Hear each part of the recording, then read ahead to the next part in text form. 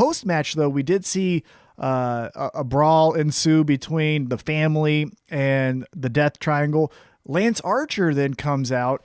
One thing that's starting to become interesting, though, is he almost feels like a man on an island where he's not necessarily aligning with the Death Triangle. He just doesn't like the family.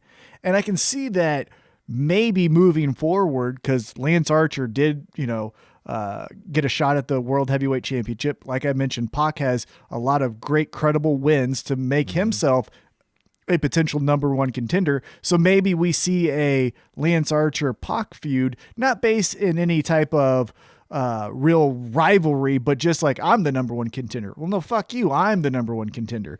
And maybe that's where we go with those two. And then again, do another reset with Eddie Kingston.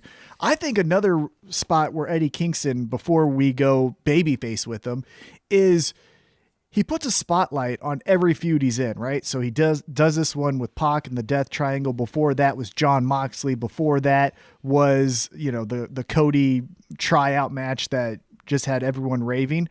Maybe move him down the card just for a little bit and give him the opportunity to put some shine on a Scorpio Sky, on, maybe one of the members from Top Flight, or just someone like that, where it's like, these guys are almost there, but they could get to the next level, and Eddie Kingston could definitely help them with that.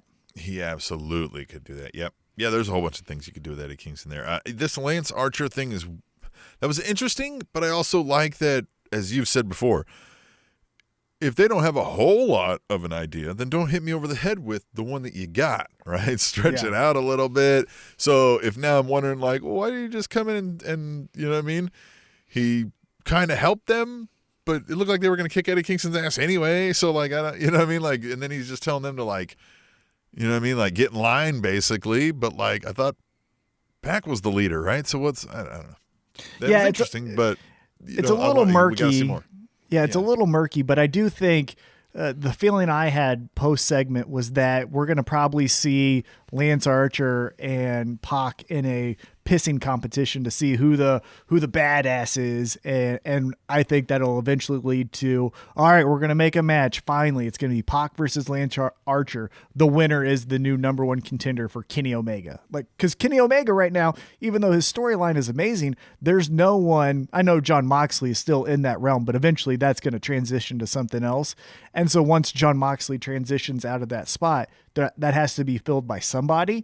And I think that's where either Lance Archer or Pac would fit in just great.